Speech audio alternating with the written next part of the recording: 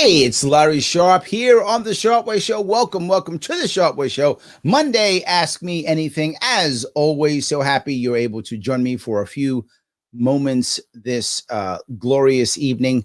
As I always ask you guys, please hit those like, comment, and share buttons. It does matter. You know it does. So please do that so you can stick with me and we can get those algorithms moving so more people can watch what we're doing. There is something that I know many of you are feeling. And it's the idea that we're like always afraid of something, right? There's always something for us to be afraid of. It's the war on terror, the war on drugs, the war on this, the war on that, war on COVID. There's the war on something. It's the evil Republicans, the evil Democrats, the evil progressives, the evil conservatives. It's always something that we're afraid of constantly. And then we make rules and regulations for that. And then we have more stuff that shuts us down. And that thing we're afraid of never turns out to be what we thought it was going to be. In fact, if it happened once, it doesn't really happen again. And if it does happen, it's so different, we're not ready for it. So many problems that we're dealing with. So I think the mainstream is actually starting to get this. And they're starting to actually get it. And why do I say this? I watched Fareed Zakaria last weekend. Yesterday, I should say. Last week was yesterday. Yesterday, and his piece was a bit moving. And not that it was emotional, not that. But he actually was talking about the problems. He was actually doing what he often does. Walking down the libertarian road, which he does often. If you've watched him, he will walk down the libertarian road and express the problems and issues with government, but either do one of two things at the end. Either hard left, so of course, more government, or nothing. And when he says nothing, it means it's really libertarian, because he'll never say libertarian, ever. He will never say that ever. Not going to happen. Never. So let me, if I can, let you see a little bit of that. And it's short, it's not long, but you'll see. I want you to remember, this is a CNN mainstream anchor, right? So just keep that in mind who's speaking. This isn't me or someone in the Liberty world speaking. This is a mainstream CNN answer. But first, here's my take. This pandemic has brought out the crazy in all of us. We've all been selective about the science we take seriously and the stuff we disregard. We've often been more moved by vivid anecdotes than by scholarly studies. But I really start to worry when even the experts seem irrational. Did you hear what he just said? This is Fareed Zakaria, a CNN mainstream anchor, who said, even the experts seem irrational. Yeah, many of us were saying that a long time ago, right? Many of us were, but now even he's saying it. Wow. Consider the decision from the CDC and the FDA to recommend pausing distribution of the Johnson & Johnson vaccine after 6 cases of severe blood clots were reported in the US.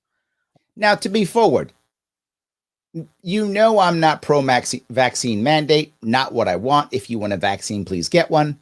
But if you believe in the vaccines and you think they're the right answer, you get the right answer for you, why in the world would you think that you should stop the J&J because 6 out of 7 million have a blood clot that's not fatal? Look, if you don't want vaccines, this doesn't matter to you. But if you want vaccines, why would this matter to you? A small number of additional cases have been reported since.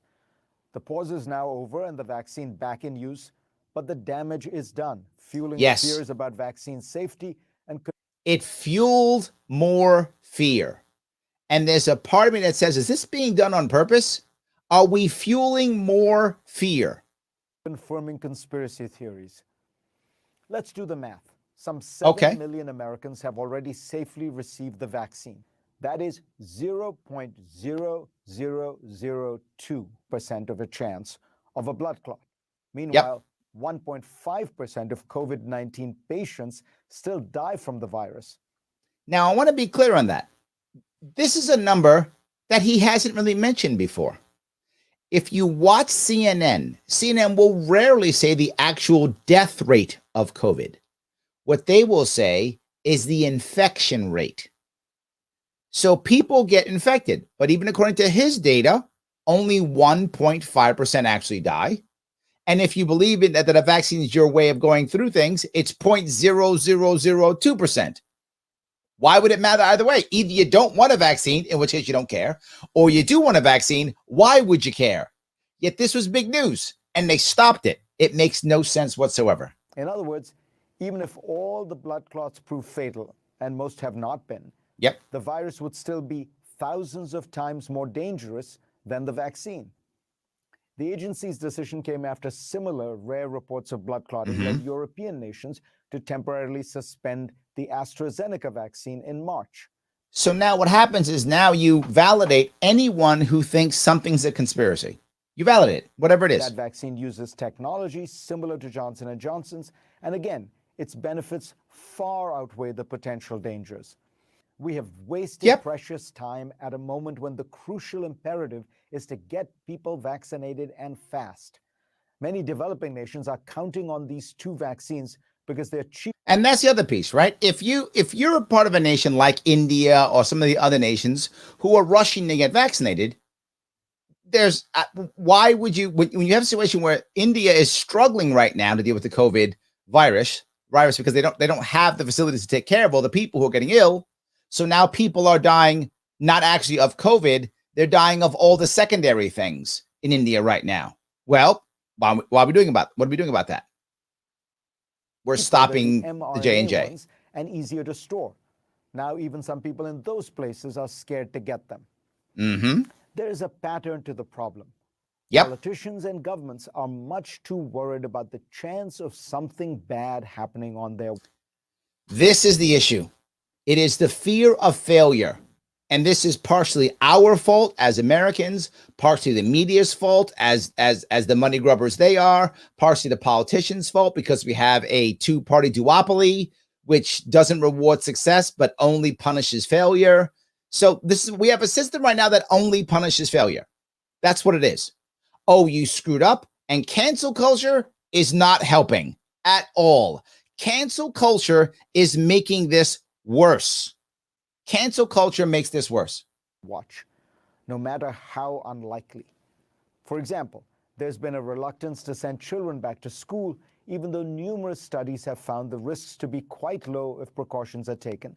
And what this is the part I've been talking about for a long time, right? Some of you know what I mean by this. I've been talking about letting kids go back to school for months. If you want your kids back in school, put them back in school. Everybody knows. And when I say everybody, I literally mean everybody knows that schools are not super spreaders. They said they were. Oh my God, can't put them in school. The world's going to end. The data is in and has been in for months. Schools are not super spreaders. It's not a thing. And still, we just started opening up schools in New York City like today. That's what we're starting. Why?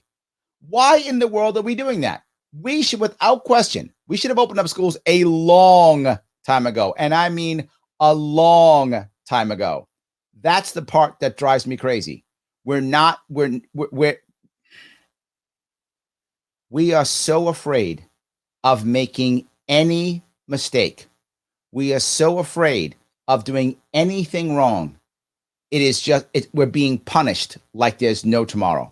It's really, really bad. The teachers unions have just taken advantage of this, and the politicians fall behind it because they know teachers unions. If one teacher gets sick, the teachers unions will punish them. It is not a good idea, not a good plan. While the dangers are exaggerated, few people think about the massive benefits to society, to children, to parents, to the economy as a whole, if schools would reopen fast. A benefit to the economy as a whole if schools would reopen fast. Yet we still didn't. And worse off, who did it punish most? Poor women. Working poor women.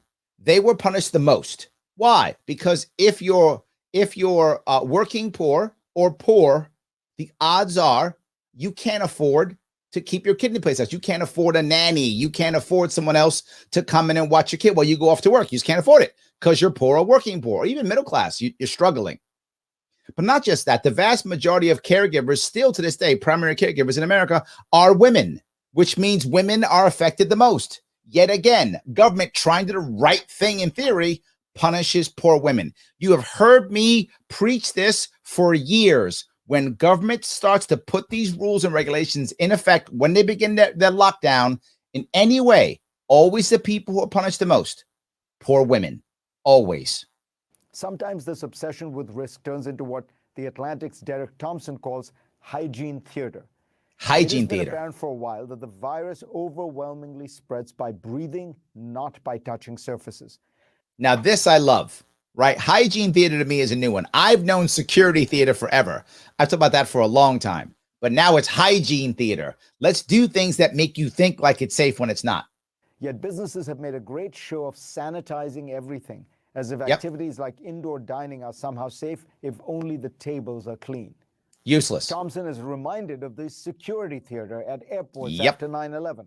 An elaborate set of measures was put into place to make people feel safe, much of it useless.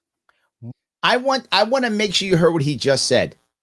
This is the first time I've heard him actually say this out loud. Finally, it's been 20 years. He said everything put together to make us feel safe. And then he said, much of it useless. Yes, the TSA, even he says it. And he is, again, this is not me saying this. This is a mainstream CNN anchor. And he basically just said what I've been saying for over a decade. The TSA is a colossal waste of time and money and should go away tomorrow. So should hygiene theater and security theater. Finally, it's not just people like me and many of you also who've been saying this. Mainstream's finally going, I'm tired of this. Enough already. Bill Maher's been on this. Bill Maher has been turning. Fareed's turning. We're turning. More importantly, the obsession with the dangers of terrorism, which even after 9/11 were actually quite low, led us to build a massive new Homeland Security industrial complex. Homeland Security Industrial Complex. I don't know who wrote this for him, but you're hired. Launch major military interventions across the globe and curtail civil liberties at home just to try to reduce the incidence of terrorism to as close to zero as possible. Did you hear? He literally said curtailing civil liberties. This is Fareed Zakaria, guys. For example, we denied hundreds of thousands of people visas into the U.S. just because we wanted to be sure that pro-immigration too. Someone who turned out to be a terrorist. Who made this guy libertarian? Always to take every precaution and spend as much money as necessary to ensure that something bad doesn't happen. Yes, absolutely. Yes. This is what I talked about last year when Judge Jim Gray was running for the Libertarian nomination. What did he say? He said government right now is in a position, the way we put them there, that they have to do every single thing possible, spend all our money, do everything they can without question, all of it. Now, why? Because if you still get sick or get hurt or something goes wrong, well, I did everything I could. And if you don't get hurt, see, I saved you. They always err on the side of this because they win no matter what. That's our current system. That's the kind of event that makes you lose your job or get you pilloried by the press or hauled in front of a congressional committee. Or canceled. Yes, add or canceled. Yes. If you make lots of good things happen, by contrast, you'll be lucky if you get a pat on the back. Correct.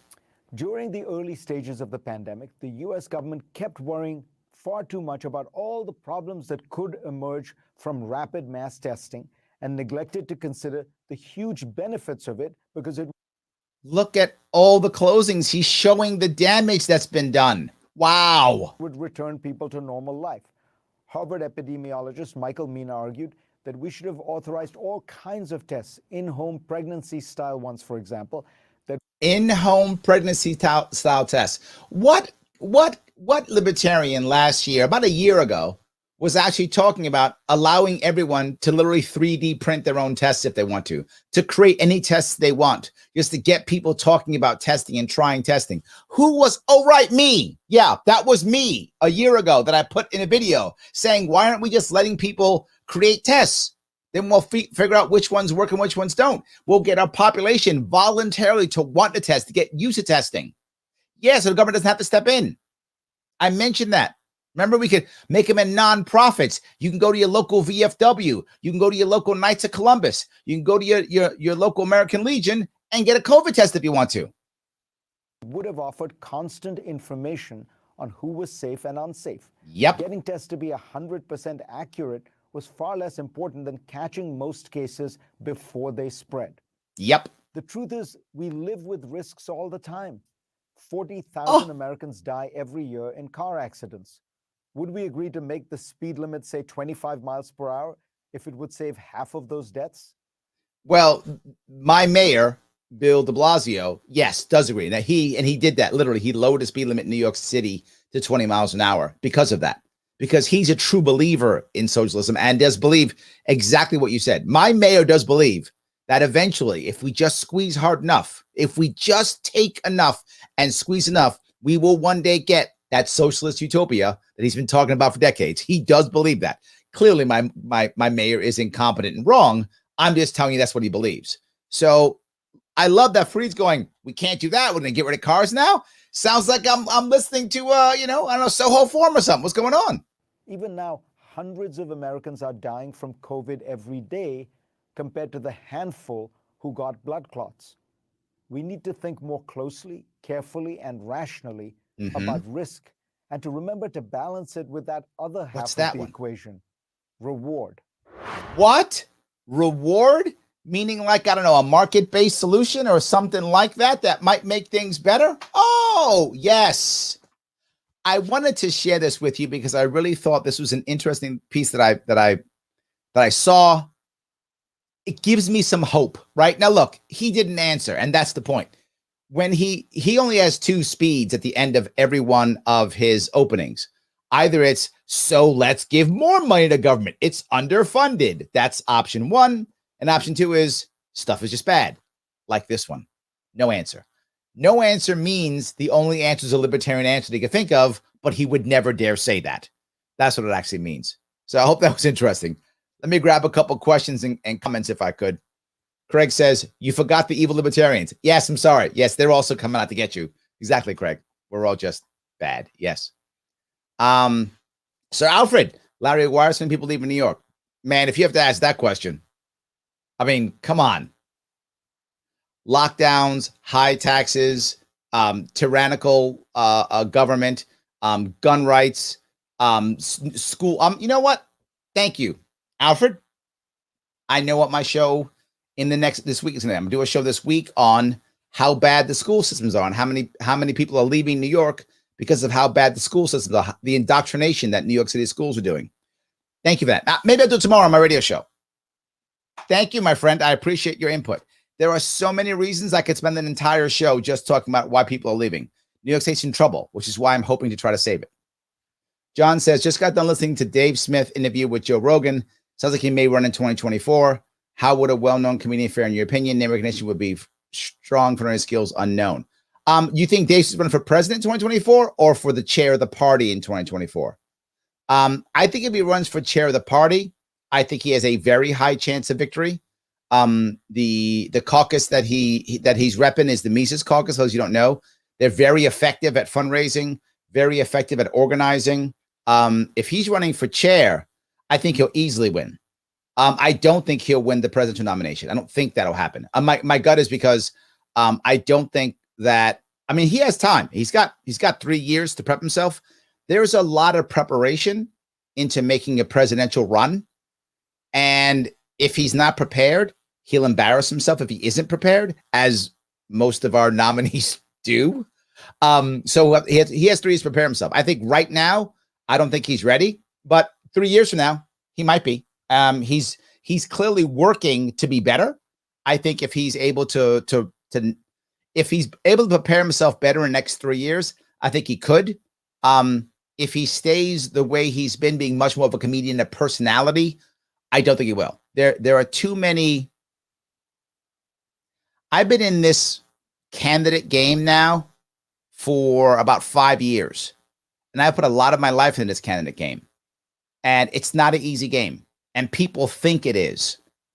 And if you're going to run locally, it doesn't matter if you're wrong. If you're a bad local candidate, nobody cares. No one sees it. Locally, someone sees it, whatever. No one remembers. If you're a bad national candidate, ask our last couple candidates how they feel about that. It lasts. It sticks with them forever. This is a difficult game to play. So if he keeps and he understands that keeps going, I think he's got a shot at winning a nomination.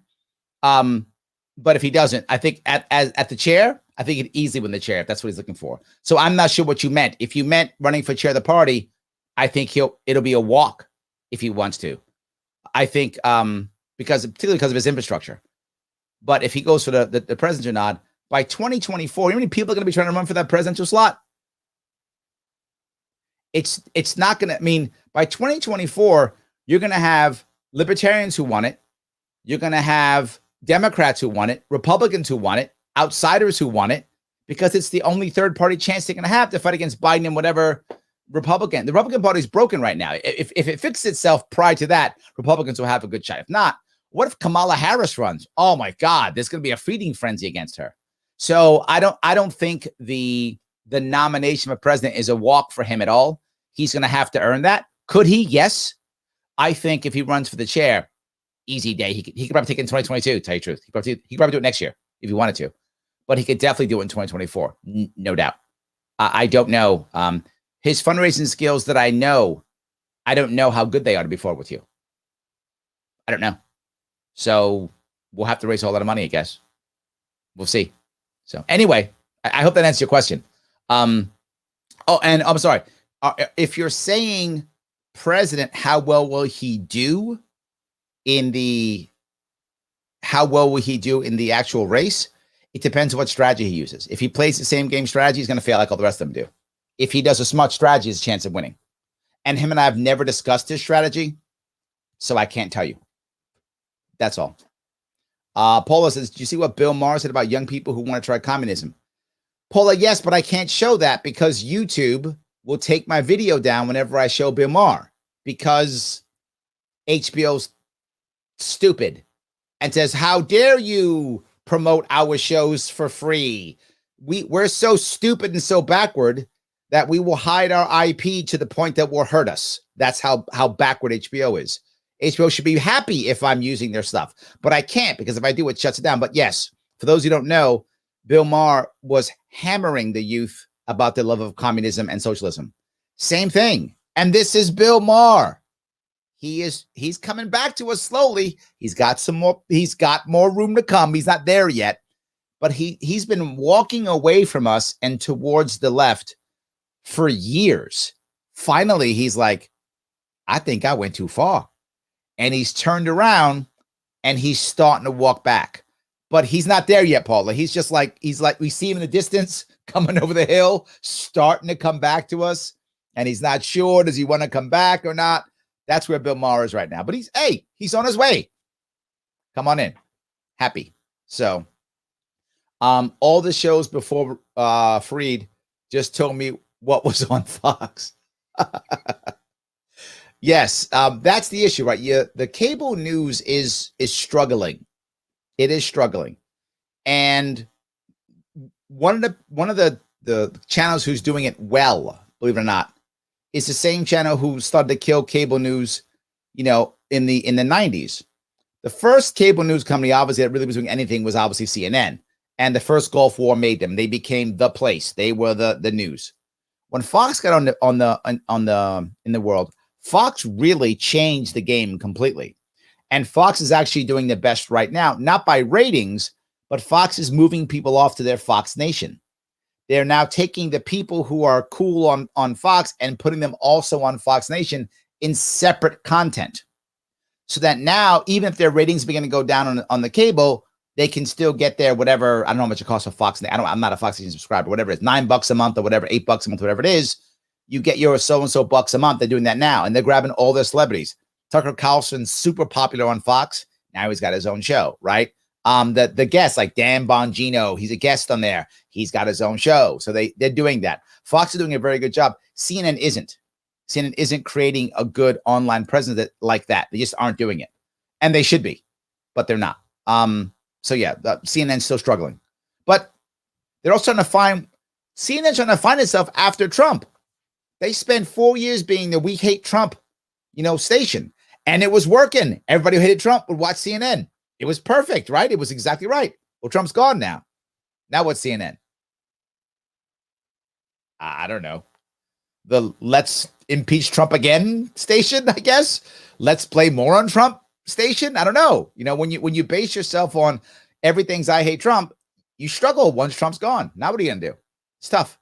So Brian says, I was just going to say something about this. I appreciate that. Yes, I'm not the only one noticing it. I'm glad you noticed it too, Brian. I appreciate that. Yes. Jonathan, do you think the Great Reset is real? Have you heard of ESG? Of course I heard of ESG. ESG is literally something that bankers are looking to be a part of, to invest in. Portfolio is the appropriate, portfolio. Sure, absolutely. Do I think the Great Reset is real? Not intentionally. I think, as I will often say, it is rare that I believe that any people of stature or power are literally making the bad things happen. I think they have plans for when bad things do happen, and then, the bad thing happened. Now let's put our plan into place. And that's why I tend to not believe the conspiracy theory that says, there's certain people in the world manipulating everything. I tend to not buy that. But I do buy powerful people are waiting for a crisis. And when it hits, now I put my plan into play. And I think something like that is probably happening because I can't see individuals. I can't see individuals actually being able to make this work without massive problems. So that's why I think they have a plan. Oh, here's a problem. Let's use that. Similar to the people who wanted to invade Iraq for years. 9/11. Now let's invade Iraq because now the thing happened. I hope that's clear. So Paula says irrational experts like Fauci. I think specifically Fauci. Yes. John Barrett says nobody makes any sense anymore. People are stupid. I think the reverse, John. I think people aren't stupid. I think people are overwhelmed. I think there's so much media, so much information, so much overload that people don't know what's real and what's not. So they tend to just trust someone or some entity and go, well, I guess they're correct because I'm so scared. I'm so concerned. I don't know who to believe or what to believe. There's so much out there. And then on top of that, there's an epidemic in America, if I can use the phrase that everyone else is using, an epidemic for everything. But here's my epidemic: loneliness. There's an epidemic of people who are alone, who feel like nobody hears them. And then here comes some group of people who says, did I tell you that there are, I don't know, aliens that are sucking our brains or whatever? And you go, really? Yeah, let's talk about it. Oh, you're my friend now. And all my friends talk about brain-sucking aliens. So I guess I believe in brain-sucking aliens now because that's what my friends are. And I think that even affects us too. So we create things that make us special. We create our cliques. Most of them are online. We're lonely and we're overwhelmed. You get this. You get this. And then you add on top of that, at the elite level, you've got what he's talking about, what Free's talking about, which is you can't make a mistake. If you remember what I talked about, people talk about what's cancel culture. Well, cancel culture is about our rights or whatever. No, it isn't. That's just stuff people say. It's not true. Cancel culture is an extension of zero tolerance policies. That's what it is. It's a cultural extension of zero tolerance policies that first happened in government and then went to business and now have come to culture. That's what it actually is. And zero tolerance is don't you dare make a mistake. So perfection is now the demand. If you're perfect, it's good enough. If you're not perfect, you're hammered, you're fired, you're terrible. How do you grow that way? How do you become better? You don't. It's stupid. It's terrible. It always makes things worse. When I teach this stuff in college or teach this stuff in business, I would say, stop with your zero tolerance policies immediately. They always make things worse. There is no exception to that rule. And you hear me all the time say things like, it's a good general rule, not always. In this case, it's 100% rule. Every single time, zero tolerance policies make things worse. Every single time without exception. And cancel culture is the natural outcome of zero tolerance policies. And now we have that too. So you can't make any mistakes or you get canceled. Bad, bad, and bad. It's one of the reasons why I do so much of this stuff live and just make my mistakes live. And you're going to find a mistake, you're going to find tons of them. So you should already cancel me, John. I made mistakes tons of times, and I keep doing it. So I'm showing you I'm human already. I'm not pretending to be perfect, because here's another rule. If you demand perfection, you will get deception every single time, because people aren't perfect. So they're going to lie. I'd rather not lie to you. I'd rather just be imperfect. It's better. So Isaac says, do you believe the vaccine, whether it's Moderna, J&J, or other, is there any side effects that people should? I don't know, to be forward. My assumption is that the side effects aren't that bad, because there are so many people who are anti-vaccine that if the side effects were terrible, they would be everywhere. And what happened with J&J is my perfect example of that. If anything goes wrong, they want to jump out ahead of it before the anti-vax people will jump out and say, see, it's horrible. So I think there aren't any massive side effects, is my opinion. To be forward, Isaac, I have no data on this, so please take my opinion any way you want to. I'm telling you from what I see, the reactions that I see, I don't think there are that many bad side effects, because I think they'd be exploded everywhere. That's what I think. So, all right. David says, but if Trump was still president, the blood clots would be his fault, without question. And CNN will be called the Trump blood clots. How many numbers? And they'd be adding up numbers and stuff. Oh my God, yes. I'm sure they kind of wish he was president so they could blame it on him. The Trump clots. Ooh, see, I should work for CNN. I would have had that little graphic, Trump clot, 2021. Yes. So, and if anyone got any problem from the blood clot, it'd be like, blood clots are killing Americans and Trump's at fault. And people would watch that. So, see, there we go. James says, was something like 60% of those over 65. I think you mean vaccinated. I think that's true. So, yes. So, all right. If you Google blood clot in the general population, it's a hell of a lot higher than 1 in 1.25 million. That's correct, Tom. Yes, people do get blood clots. Absolutely. Georgia says, turn up Freed's volume. Sorry, YouTube is YouTube. I can't make it any higher. I apologize for that. Sometimes it's just low. So, yeah. Amy Dayton says, I like Fareed when he's talking numbers over politics, as I do with many other reporters. Exactly correct, right? And I know I try to prep this when you watch Fareed. Take the data and the info, ignore the spin, right? Just ignore the spin. Like once he begins to wrap it up, go, oh, yeah, here it comes. Here it comes. And know what's coming. But if it doesn't come, if there's no, and here's how we fix it with more big government. If he doesn't say that, now he's libertarian. He's being libertarian all of a sudden. So yes, absolutely. David says, yep, the old zero defect mentality. I like that. Yeah, okay. Zero defect mentality. Sure. Absolutely. All right. ShopRite from home today told me they cleaned my card. Did they clean my shopping cart? No. Huh. That's kind of weird, isn't it? It is weird. But why would it matter? It doesn't matter either way, right? You get it by breathing on somebody. Anyway, Ed says the reason why some people put into fear over a virus, they believe in the crazy cult by the name of Fauciism. People are mad at Fauci, and I understand. But there's a big but here with me.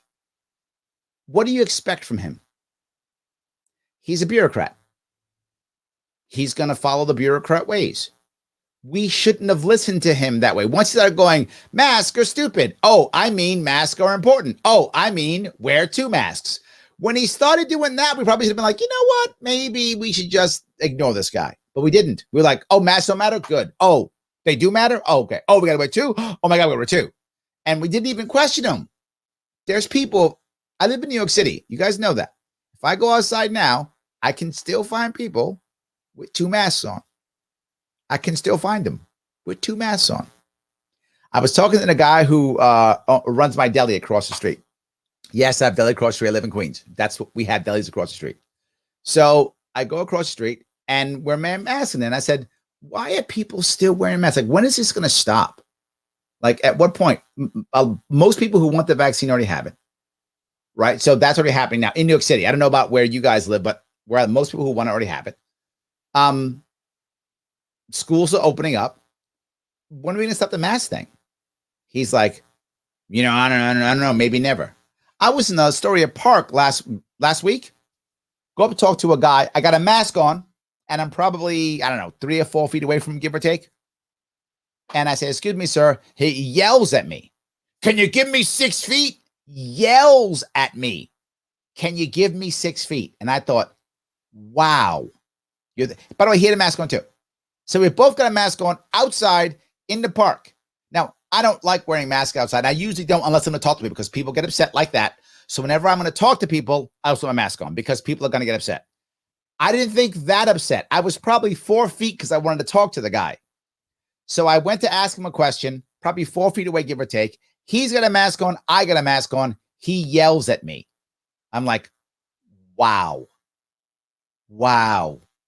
In fact, you're yelling at me probably got more stuff in my face than you just not saying anything. You could have just put your hand up or something or just said, okay, how you doing? We're outside in the sun and we both got a mask on. I was physically probably 6 feet away from him. I just bent over to say something to him and he yelled at me. That's where we are.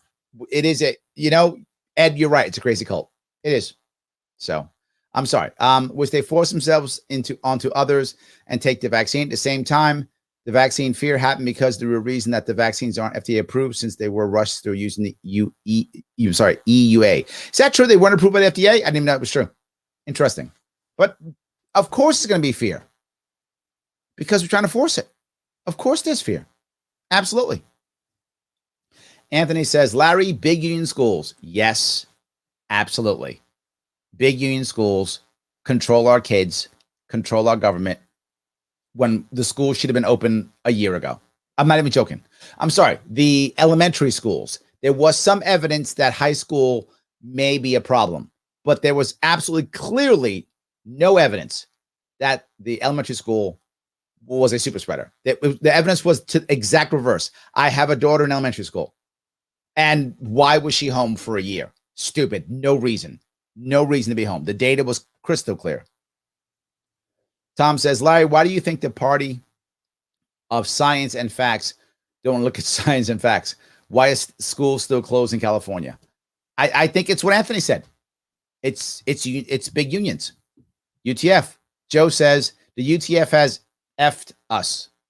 I think Joe and Anthony are correct, Tom. I think that's the real issue, right? The numbers, they're bad. Tom says Californian COVID numbers are down where Texas is, but why are they still closed to June? I don't get it. Yeah, it's terrible. We should be embarrassed by this, but what's happening is you're finding people leaving, right? Alfred said, why are people leaving New York? This is one of the reasons people are leaving. Because why are you locking down California, New York? There's a chance that the Republicans may take the House back in 2022.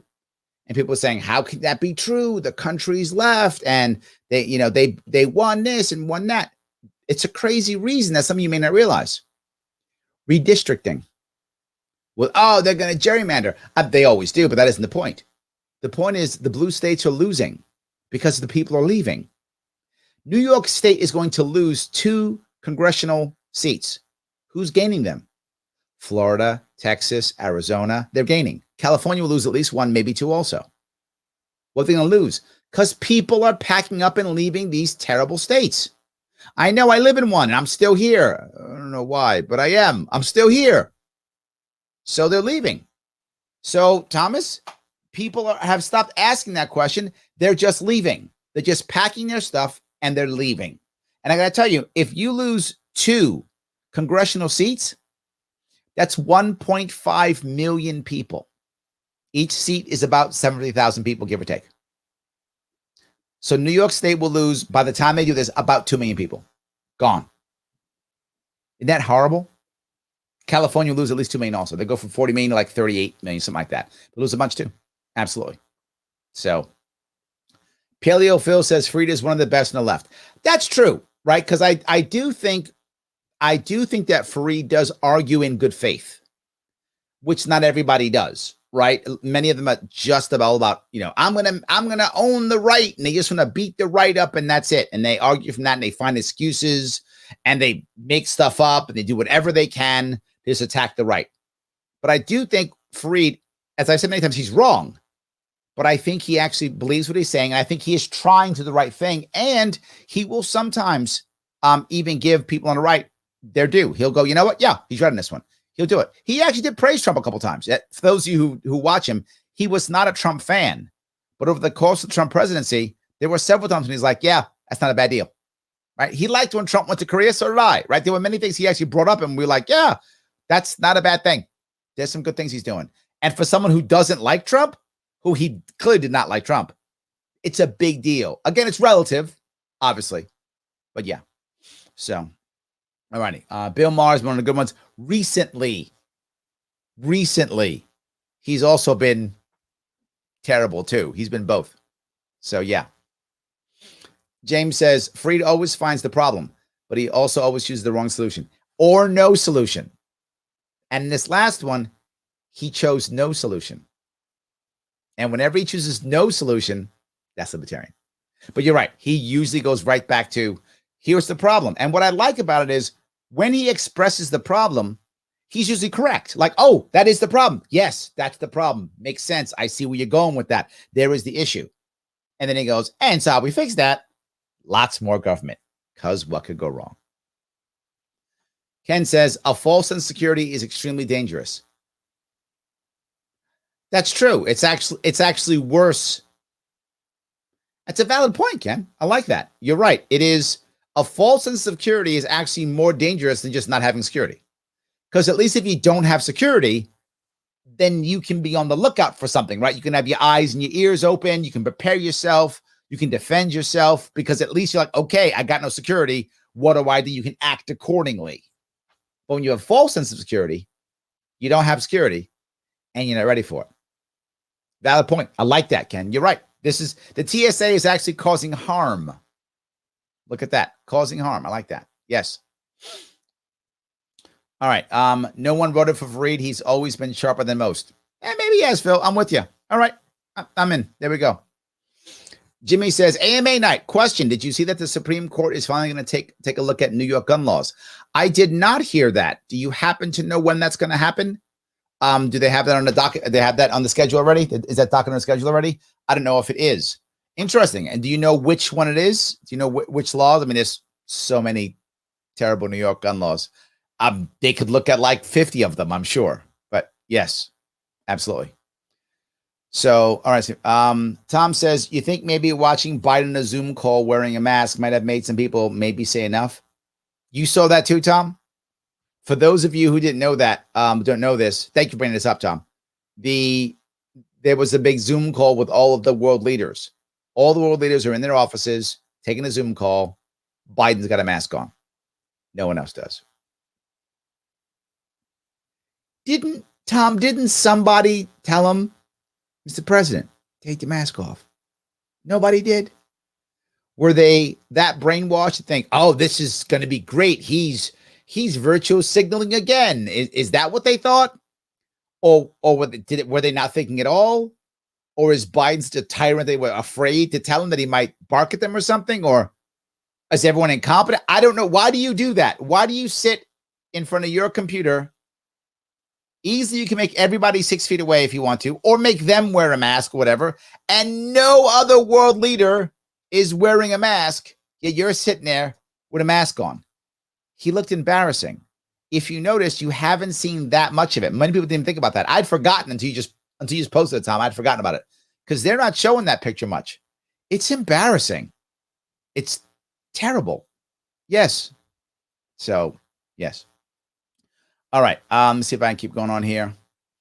You got so many of these. I do appreciate all of the comments and questions. I'm trying to get to all of them if I can, but I also don't want to ignore some of the people. I don't want to give any of you too short of an answer, and I don't want to spend so much time that I'm unable to get to so many people. That's why. So yes. All righty. Let's see if I can do this here. Joe says, I'm hightailing it out of here for all those reasons. Plus my family's gone as well. Joe, I hate to see you go, but I'm not mad at you, brother. I get it. I understand. I hate to see everybody go, right? I don't want anybody to go, but I get it. I'm not mad at you for leaving New York. It makes sense. So yeah. Gene says, I got the J&J shot on Monday, May 30th. That's the one I wanted because it's the 1-dose vaccine. Nice. There we go. Good for you. Excellent. Dave Smith was nailing it on Jerry. Maybe I'll watch that one. I haven't seen that yet. Was that recent? I haven't seen it. I should check it out. AMA question. In New York, why is one forced to give up the receipt that I voted before I even cast my ballot? Forced to give up the receipt that I voted before I even cast my ballot. I'm not sure what that means. I didn't do that. Why isn't the receipt repatriated to the constituent before he should leave the facility like Walmart does? Are you saying why don't we have a receipt in New York that we voted? Is that what you're saying? I think that's what you're saying. I'm not really sure where you're going with this, Michael. Are you saying that we don't get a receipt and we should get one? Maybe that's what you're saying. I don't know where you're going with these questions. What difference would a receipt make?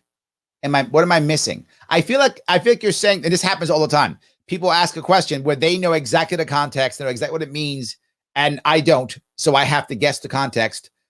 You have to give me context in this one, Michael. I don't know where you're going with it. So you got to give me some context so I can answer that question. I apologize. So, AJ says, I'll be entering my first official position on my church vestry, church board soon. Congratulations. In a few weeks, I'll be voted and sworn to office. About time I get into office. Whatever it takes, AJ. Whatever it takes. I love it. Yes, Pete. $28 trillion. National debt. Yes, absolutely. 100%. AJ says, my generation is stupid to believe in communism and socialism. I'm not going to go with stupid, AJ. This is I'm going to give them the benefit of the doubt the same way I talked earlier about people being stupid. I think your generation has been lied to and fooled almost their entire life. And because of that, it's made them more open to this. The system has not worked well for them because the system is garbage. The system we have, they believe, is a real capitalist system. It isn't. But they believe that because they've been told that. So they think, well, this system sucks. So what system could work must be socialism. And because they feel like they've been cheated because of the way they've been raised and the environment they've been in, they feel like they've been cheated. If you feel like you've been cheated, well, people giving you stuff isn't socialism or a handout. It's what you deserve because they cheated. It's just giving back from, you took it away from me. And now some of you who are old like me are going to be upset and be mad. These damn millennials or whatever. I get it, but I don't share that feeling. I have more sympathy for them. I really do. I have much more sympathy for the youth. And the reason why I do is I've watched what's happened to them. And we haven't given them an answer. And you might say, well, Larry, they're all bad. And I hear it all the time. Well, guess what? We as a nation raised them. We raised them. And if they're not raised well, it's our fault as a nation. I mean, I don't know if any of you raised a bad millennial or not. You may have. I don't know you all, obviously, but you want to be. I know. Funny part is I do know many of you. But I don't know all of you. So perhaps you did raise a selfish millennial who loves socialism. You might have raised one, but as a culture, we did. It's clear. As a nation, we did raise a bunch of kids, and we told them things like, just go to school, pass your tests, there'll be a great job for you. That was all wrong and incorrect. Some of us knew it, some of us didn't. The system also has brainwashed us into believing that's true. The amount of parents that I talk to who get mad at me when I say high school shit. It's useless. It's worthless. It's no value. Literally, they're just marking time until they either go off to college, get a job, or go off to the military. That's it. It's a colossal waste of time. They're not going to use any of it. Nothing that, unless they're specializing in something. And some kids are. So I'm being a little hyperbolic when I say it. But you know my point. We think it's the be all end all. It's nothing like that. At least half of the kids who are going to college could start college at 16. At least half could just go and do it. College is terrible. It's garbage. It's total shit. Totally not worth the money. No one should be paying for the college education they're getting now. And so many have. And so you have all these millennials who are now $100,000 in debt, $200,000 in debt, $50,000 in debt, and their degree was worthless. It's garbage. They might as well wipe their derriere with it. That's how bad it is. It means nothing. So why wouldn't you think the system doesn't work? Why wouldn't you be open to anything else? We as libertarians have not done a good enough job showing them a better way. So right now they have two ways. The Republican way, which is America's great, capitalism's awesome, be quiet. They don't want to hear that. Or a Democratic way, who goes, we'll give you free stuff. That sounds way better. That sounds way better. People talk about, personal responsibility.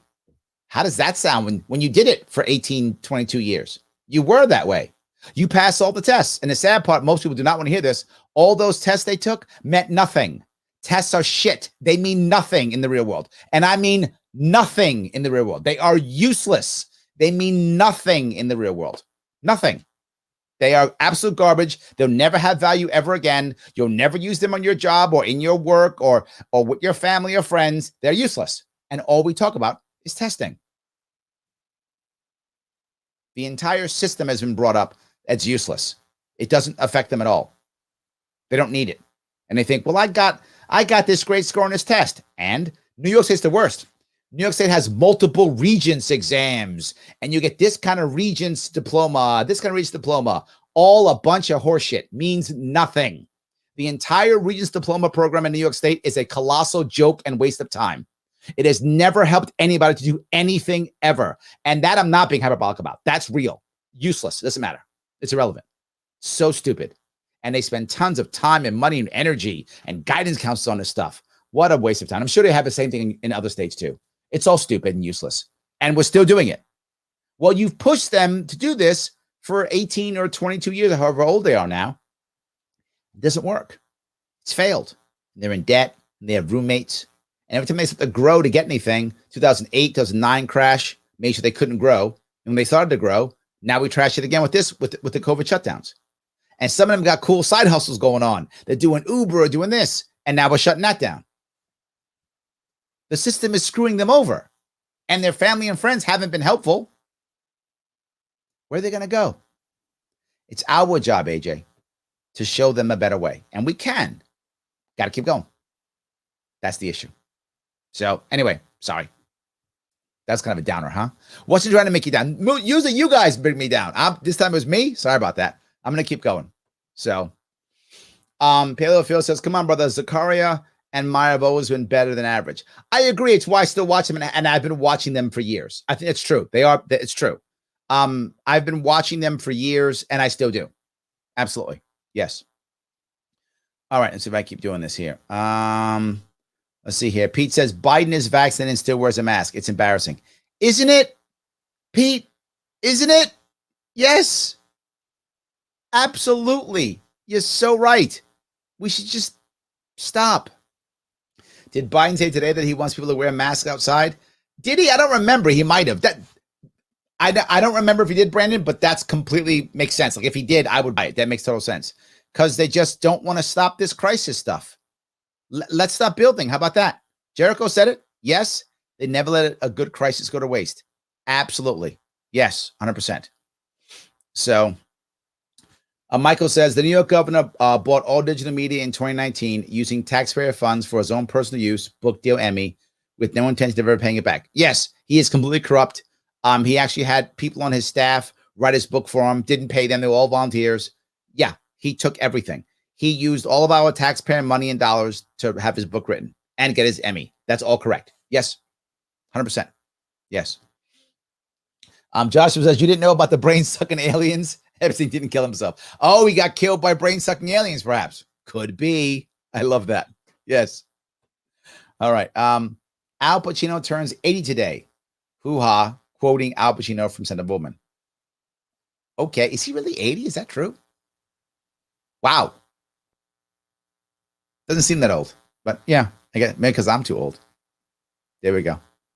Lee says Biden had his brain sucked out by aliens. Things make a lot more sense. See, that would answer some questions, Lee. That would answer some questions. Yep, there we go. Polo says lonely people, like scared people, can do really dumb things. Yes.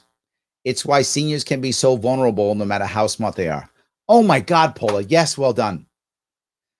Yes, I remember when I was in sales, and I still am in sales now, but I used to be direct sales. And I remember how often people, particularly elderly people who were lonely, would take a meeting with me, and they weren't going to buy my stuff. They just wanted me to talk to them. And I felt bad. Some of the reps would get mad. Oh, another one, just thinking I'm here to talk about blah, blah, blah, blah. Right. And I'd be like, no, I'm here. Right. So look, I'm here already. I don't have anything else scheduled. I guess you're going to have some coffee then. And it wasn't, they would take a meeting, not because they wanted to buy my stuff, because they just wanted to have something to do that day. So they would talk to a sales rep, literally invite the sales rep to their home to talk. Now, if I was a bad guy, and one reason I don't do that job anymore, there are many reasons, that's one of them, is because I wasn't the guy who would still get them to buy stuff anyway. I wouldn't do that. They didn't need or want what I was selling. But there's a lot of people who wouldn't care whether that senior needs or wants what they're selling. They're desperate. They're lonely. I guess they're paying for me to come to their house and whatever, sell them something. It's a very valid point. Seniors can be very vulnerable, and it's because many of them are lonely or lacking purpose, right? When we as a society force people to retire, and I mean force kind of because through social pressure, and sometimes through the market, we force them to retire at 65. Some of them don't want to retire. Some of them would rather stay active, which is one of the reasons why, and I brought this up before, one of the reasons why I talked about, letting VFWs, American Legions, Knights of Columbus, Rotary clubs, those things, if appropriate in the local community, to be a center for people, kids drop off their kids, things like that, play places. There's a lot of people who are older who would love to have another purpose. Give them purpose. Now, some don't. Some are happy retiring, want to sit in the beach all day and drink pina coladas. If that's you, awesome. Good on you. But some people want to get back in action. They don't want to go lay on the beach. Some do. So I think we should allow people who want to get back in action to get back in action, because they can be so vulnerable. They can't be so lonely. And COVID has just made that worse. I mean, I know people in my life, a couple, as I mentioned before, who are in their 80s, and I know they're lonely. 406 days to flatten the curve.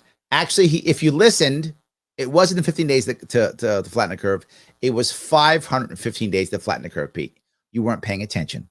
He said just 515 days to flatten the curve. So we'll only have 109 days left, and then the curve is flat. See, he was perfect. You're not paying attention. Adrian says, my daughter, I'm in Long Island, has been in school, piano, singing, and theater classes all year. Nice. Nice. I love that. Keeping her busy, connected. I love it. Yes, I love that. All right. If someone is vaccinated, why are they concerned? I'm not. I think the issue in this one, Pete, is why are you wearing a mask if you're already vaccinated? I think that's the issue, right? If I'm vaccinated, why am I wearing a mask? Now, if I'm out and about and people are afraid, I get it. When I go out, I wear a mask. Well, that's not true. When I go out, I don't. But when I go and I meet people, I wear a mask because people are afraid, and I don't want to make people afraid, and I want them to feel comfortable talking to me. So I'll do it. When I meet people in other places, I'll ask them I'll literally say, are we doing mask on or off? That's what I actually say. And people either keep their mask on and go, and I said, that means on. We'll leave it on. You feel comfortable. It's fine. Or they go, I don't care about this garbage. They do that. I pull mine off too. So it really depends upon who I'm in front of. I'm trying to, I'm trying to be the libertarian of consent. If you're someone who's afraid and worried and you want a mask on, mask it is. If you're like, nah, I don't care either. Off it comes. So, and that's usually the way I deal with it. I let the people who I'm talking to, I let them decide. Some are concerned. And look, I don't know. What if this guy is not vaccinated and can't because he's got a pre-existing condition and he's scared because, he's got a compromised immune system. And if COVID gets him, he's going to die. I don't know that. So you know what? I let him choose. He can tell me what he wants. Or she can tell me what she wants. All good. So Joshua says, desperate people make the most desperate decisions, of course, which are normally not the right ones. Yes, also. The Fed and Congress dumping money into the market along with the housing bubble, stock bubble, stimmies, and endless unemployment bonuses. You've just named all of those bad decisions, haven't you? Yes. We will see the outcome of these terrible choices, and it won't be good. People will be desperate. Oh, Joshua, you see, you're worse than me now. You brought us down worse than I did. Joshua, thanks for saving me. You're the Debbie Downer now.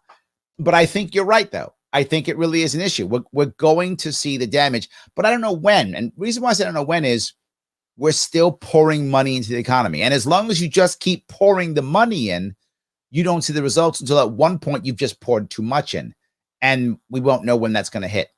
My gut tells me next year. But I don't know. I can't be clear on that. How much money are we going to keep putting in? I think we're gonna put another several $1 trillion into the economy this year. That's what I think. And that'll cover us through next year. I'm going to go only by politics on this one, Joshua. Only politics. Politically, it won't crash till 2023. So we got about 2 years before it crashes. Why? There's no way that the Democrats are going to want to let the economy crash in 2020, in the 2022 election cycle. No way. Then I think they will simply throw every dollar at it they can possibly throw at this economy to keep it artificially pumped up until after the election.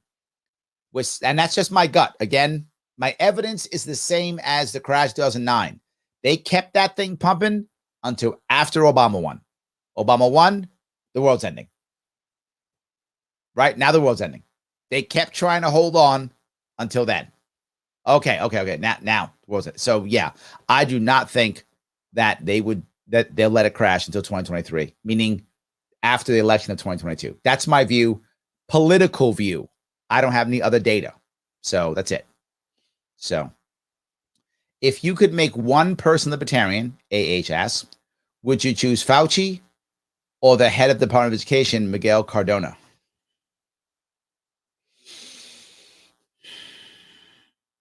Fauci. And I think because he affects the way so many people think. So yeah, if I only had those two choices, all I either got Fauci or I got Cardona, I'm going to go Fauci because if Fauci turns, it'll also turn Cardona. So that's what I would say. Yes. I hope that answers your question. So, all right. Let's see here. Roberts McGee says, way off topic. That's fine. It's AMA. But we are dealing with a city unwilling to work with us to redesign a pathway project. They want to eminent domain a portion of our property that will result in the loss of frontage access to our building and loss of parking needed to operate the business, putting our remaining stalls inadequate and non-code compliant. Yes, it is not the first time I've heard this one at all. Yes, it's an uphill fight for non-essential pathway. So love your thoughts on the subject, knowing full well you're only getting a small piece of our story. No. That's enough of my story. Let me tell you, I have been anti-eminent domain for years. When I ran for governor in New York, they were doing it in Utica, and they're still doing it. They were tearing up 30 buildings. 30 different businesses were going away through eminent domain to build a hospital downtown. Why you want a hospital downtown, I don't know why, but they decided that's the right answer because money and cash and cronyism is why. I was against it then. I marched against it then. I talked about it. I went on radio trying to stop it. Did not work. They're still doing it. Eminent domain should only be used, if not doing it will cause obvious harm. An example I give is, say, for example, someone has a 6 or 7 or higher story building in Manhattan. That building is about to collapse. They refuse anything about it, or they refuse, or they can't, either one. And the government steps in to take it so they can knock it down so it doesn't fall on top of people. I'm okay with eminent domain in that situation. Literally, if you don't do something, a multiple story skyscraper will fall down and kill thousands. Eminent domain that. That's the only time I'm okay with eminent domain. If not doing it will cause obvious harm. And when I say obvious, I mean not maybe, could be. A building falls in Manhattan, that's obvious damage. You as the owner will do something about it because it's going to collapse. Eminent domain your building. I don't have a problem with that. That's the only time that I think eminent domain makes sense, right? If there's obvious harm, if we don't. Otherwise, I'm not okay with eminent domain. And the problem is, this goes to reinforce what we found last year. Most of us thought that we actually had rights. We don't.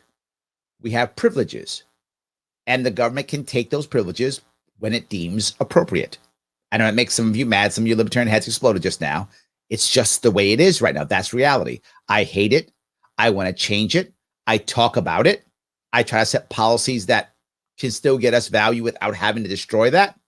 But that's where it is right now, right? That's what it is. So if they want to build a road through your home or through your, they're going to do it. They're just going to try to give you some money and hope you get a good amount of money, and that's it. And then when you're not code compliant, they will then fine you. So they're going to do it and then blame you when it doesn't work anymore. So whatever money they give you, you will now have to take the chunk of that money and then redo everything on your current property, so you won't make much money. The only way you can stop this, if it's local. Now, if it's federal, there's virtually no way of stopping it. I mean, you could lawsuit. That's your best bet. But if you create a lawsuit, you're going to have to show another way of them doing it. I know it's completely unfair. You should not have to show them another way of doing it. It's totally unfair. And the only way you're going to get it. You are going to have to come up with another way of them getting what they want, showing them that, and suing. Suing that it's wrong almost never works. It can, but almost never works, and costs you a lot of money, and it costs you a bunch of time and energy with a lawyer. You lose anyway. So the lawyer got rich, and you lose even more money. If you can't show them another way of doing whatever they want, the odds of your victory are slim to none. And if you can show another way, use the press. Social pressure will work. Name the individuals who are pushing this specifically. I'm not saying dox them. I'm not saying dox them. I'm saying name the individuals specifically. If it's a company, do not name the company. That has no value. Don't go, Acme Brothers is taking this over. No one knows who Acme Brothers is or who Summit Group is. Nobody knows who those people are. Instead, say, John Doe of Acme Group, Jane Smith of the Summit Crew. They're the one, he or she is the one doing this. Here's what they could do instead. I know what you're thinking. Larry, that's not fair. You're correct. And it's the only way. I'm being forward with you. You have to find another way for them to get it. Name the people individually. Use social pressure. That's your chance of stopping eminent domain. Otherwise, you're just not going to. The government's too powerful. Just take your stuff. Which is one of the reasons why I'm libertarian, trying to make things happen, getting people to run for office and running myself in 2018 and getting others to run to change stuff just like this, Robert, just like this. So, yes. Jericho says, I can answer the vaccine question. It's really quite safe. Lots of folks feel crappy for a day and then are fine. That's not a side effect. That's your immune system working to make immunity. Very few have anything serious. The numbers of people with anaphylaxis was 6 in the first 200,000 doses. As far as the blood clot goes, it's actually a totally different kind of clot than that which occurs with general population. It's in the brain. That being said, it's still a choice and shouldn't be. I think we know the rest. Yes. Thank you. So, all right. I answer that question. Let's see if I can do this. Joe says, in the age of ever-present surveillance and development of facial recognition, you think libertarians would cheer the normalization of facial coverings? That's actually pretty funny. Some people actually have become a felon because of this, because in certain areas, if you wear a mask and you're carrying a firearm, you are by default against the law, breaking the law. So, yeah, it's kind of funny. We should be like, yeah, masks. You can't do face recognition. Yeah, it's kind of funny. Again, we just don't want the law, right? So, Ed says, I travel a lot for work. I'm sick of getting nose jabbed every damn time I change locations for work. I may even get a chance to work in Germany again soon. I broke down and got the first Moderna shot. No real issues so far. I'll keep you posted. I mean, this is a valid point, Ed. If you're going to travel, it kind of makes sense to just get the damn vaccine, doesn't it? If you're not traveling, what do you care? Up to you, right? If you think it's right, get it. If you don't, whatever. If you're going to travel, they're going to be trashing you every day. It's like, fine. It's why I got Easy Pass. I hate Easy Pass in New York State. I hate having to let them know where the hell I am. But it's just so much more convenient. And you just go anywhere you want and it speeds. I'm like, fine, you win. You've basically pressured me into doing it. That's the worry, I think, when it comes to the passports, the COVID passports, vaccine passports. I think the same thing is going to happen. I think the same thing. Yes. Joe says, I saw someone the other day, mask on and off in a car with gloves on while smoking a cigarette. What's going on here, Joe? Yeah. Yes. Jeanette's with you. She says, covidiocy.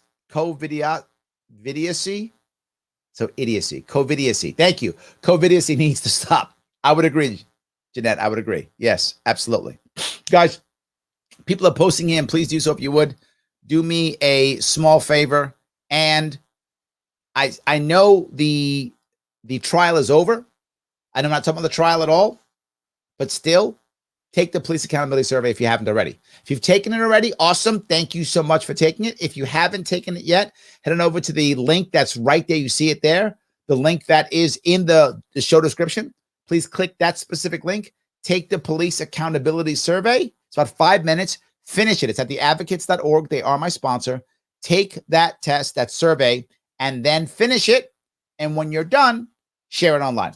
Let people know you've taken it. Please take that survey. It makes my sponsors happy. Doesn't cost you $1, but they're sponsoring the show. It helps me move this thing forward because you know what else we have here? In case you haven't noticed, we also have a Sharpe Way Clips YouTube page. You want to just see little clips of Sharpe Way? There they are. Sharpe Way Clips YouTube page.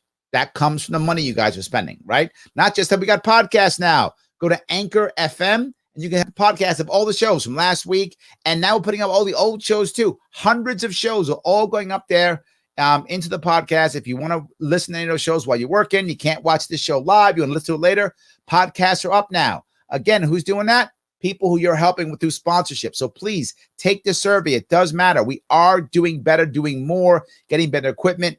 We're making this show better. It takes cash. Please support. If you can support with cash, patreon.com/sharpeway. If you got the big dollars, throw me $100. If you don't, throw me 10. 10's fine. Whatever it takes. It's all good, whatever you can give. If you can't give either, you can always like, comment, and share. It does help. It does matter. Please do that. It's important that we keep moving this show forward. So, yes, keep going here. Gene says, I was just watching the national news. It was reported that new COVID-19 cases are increasing in children. Surprise. The question is it hurting them? That's the question. And I don't know the answer to that. What has been the answer? No. In the past, the answer was no. Is it still? Am I upset that kids get COVID and then have no symptoms and go away? No, that's actually a good thing, right? They become immune to it, right? Good. And so far, it has not been bugging them at all. So I want to know if kids are dying from it. If kids are dying from it, then that would change how I think about this. I would change. But if they're just getting it, I don't care. CNN has been saying it forever. They've been talking about the infection rate. Not the issue. So, yes. John says, I travel Florida a lot. Masks are rare in rural areas. Metropolitan areas require them, and you see people wearing them outdoors, done with the cities. Well, yeah, I mean, look, if you're going to be in a very, small area, it makes more sense that you would want to wear one. But my thing, I was saying, I was in a park outside in the sun, wind, and I had a mask on, and this guy was scared. It's just, that's covidiocracy. I'm messing it up. I'm messing up what you said. Sorry. Covidiocy. Yeah, that's covidiocy. There it is. Yes. AJ says the media is helping producing and manufacturing fear. Yes, 100%. Yes, absolutely. So let me keep going here. Jean says, I was just watching. Oh, she just said it already. Sorry. Already got that one. I preach. Sorry about that. All right. Nate says, I had a guy on the NPR post tell me that people who question the safety of the vaccine should be charged with public endangerment for spreading doubt when we can't afford it. Wow. Was that thought crimes or is freedom of speech gone? I thought the First Amendment literally was like, you can't be charged with something for saying stuff. But I guess if you question the safety of the vaccine, see that? That's it, Nate. Off to jail you go. These are the gulags, right? And again, look, my mayor, de Blasio, socialist that he is, I'm sure he'd be fine with only like 4 or 5 gulags. That's about it. I mean, maybe 6 gulags, Nate. That's about the end. Just 6, 7 or 8. Just 9 gulags. 9 gulags, and we'd have the perfect socialist, utopia. I don't know why you guys don't just trust the system. I don't know. Anyway, I'm teasing you, Nate. Obviously, it is terrible. Yes. Tom says, sorry for posting too much. This subject fires me up. No worries. I'm glad you're here. Please stay. I appreciate it. So Alfred says, Biden said we can go maskless outside if vaccinated. And you thought Cuomo was a generous God. Look at that. There we go. We get to have masks off if we're outside and vaccinated. See that? God, we're so lucky. Are we lucky to have guys like Biden and Cuomo? Come on. So lucky. Yes. Anthony then says, hence the census, not for roads and infrastructure, redistricting. Correct. I really wish that was not true, Anthony. I wish that was not true, but it's completely true. Yes. Lepke says, I feel that these vaccines were rushed to market and there are more side effects than are being reported in the media. My doctor said get it, so I'm going to get it, but I'm hesitant. I'm with you. I'm hesitant too. I am. But my gut tells me, my gut says that if there are so many people who are anti, that if it was a big deal, it'd be out by now. Somehow it would have got out, and mainstream would have wanted to get out of it to counter it, right? To go, no, it's not true. I feel like that's not the big deal, but I could be wrong. So, did you happen to? Well, Dave Smith was done good on Joe Rogan. I was talking about it. I guess he did well. I guess I'll watch it. I did not see it, so I don't know if it was in the Libertarian Party well or not. I don't know. But nobody did better on Joe Rogan than I did. So Dave might have done well, but he did not do better than me because nobody could. Not that I'm biased at all in any way, shape, or form, but nobody can be better than me. Just saying. So, but I'll check him out. I appreciate that. Yes. So the news has reported that New York is losing 1 congressional seat. Oh, only 1. How in the hell did Cuomo swing that one? I don't know how he swung that. We should absolutely have lost 2. There's no doubt we should have lost 2. That was, he must have done a very good job on making the census numbers. I don't know, good or something. He must have counted like every worker that came up here from Texas or something. I guess I don't know. There's no way we should have only lost 1. So yeah, PA, of course. Yep. All the blue states lose them. It's true. Yes.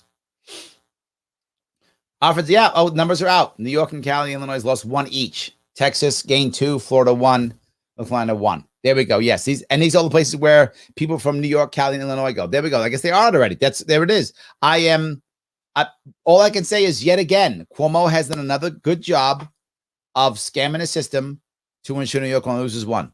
Good for New York, I guess. But yeah, and there we go. Only lost 1. Better than 2, I guess. I like that. So, all right. Funny thing, people want to live free and to prosper, to breathe free air. New York State sucks so bad now. I blame none for leaving. Yep. But the tyranny tactics should be resisted wherever they are. The concept of forcing experimental vax onto all or else. We scared people are lining up, thinking it means to return to normal. This is insane. There's no return to normal, Jeanette. I thought there would be, maybe, but no. I don't see a return to normal at all. I don't see it. I see a permanent change in our culture, a permanent change in who we are. I don't see a return. I see it getting better for us, than it is now. But no, I don't see us ever going back to normal. That seems impossible to me. So, yes. Um, the TSA does good, just a lot of public doesn't see. There have been more people in the TSA who have been convicted of felonies against the customers than there have been people caught by the TSA. The TSA literally has hurt us more than it's helped us. More TSA people have been convicted of felonies against the people that they service than the people they've caught. So I'm going to have a tough time buying that one. Does it do some good? Sure. I think many government programs do some good. I think they do. The question is it worth it for us at all? And I think the vast majority of the time, no.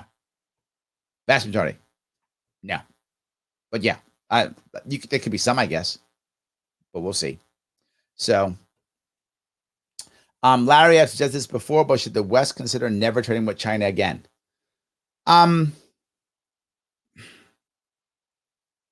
How you do that matters, and how that happens matters, and never I'm against. So I think every organization, every group deserves a second chance. So would I say never? No, I would never say never. Would I say stop until they get better? And how we define better? Yes, but I wouldn't make it an American thing. Like, I wouldn't say we need an American trade embargo. That isn't going to work because it's going to make a black market. We need Americans to say, and I brought this up before and I'll bring it up again. We need Americans to say, I'm okay spending 50 cents for crayons for my kid for going to school in the local store instead of 25 cents in Walmart.